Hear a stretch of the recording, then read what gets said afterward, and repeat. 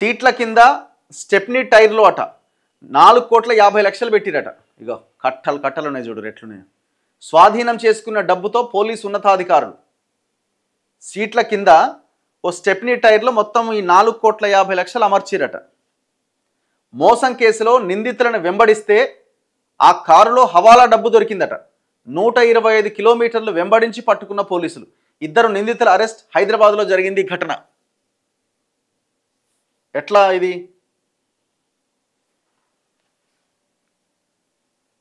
ఇక మోసం కేసులో 2 నిందితులు పారిపోతుంటే బోయినపల్లి పోలీసులు వారి కారు వెంబడించిరట. 125 కిలోమీటర్లు చేజ్ చేసి వారిని పట్టుకున్నారు.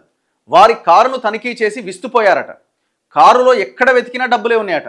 సీట్ల కింద, డోర్ల అరల్లో, స్టెప్నీ టైర్లో ఇలా గుట్టుగా నోట్ల కట్టలు పెట్టేశారు. ఏకంగా 4,50,00,000 హవాలా సొమ్ము తరలిస్తున్నారట.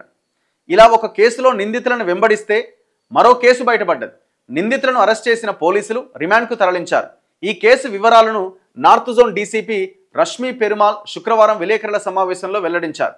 2024 డిసెంబర్ 7వ తేదీన నాగోల్కు చెందిన విశ్వనాథచారికి పరిచయస్తులైన గుజరాత్కు చెందిన ప్రకాష్ మోతీబాయ్ ప్రజాపత్, ప్రజ్ఞేష్ కీర్తిబాయ్ ప్రజాపత్ వ్యాపారంలో పెట్టుబడి పెడితే అదనంగా సొమ్ములిస్తానని వలవేసిరట.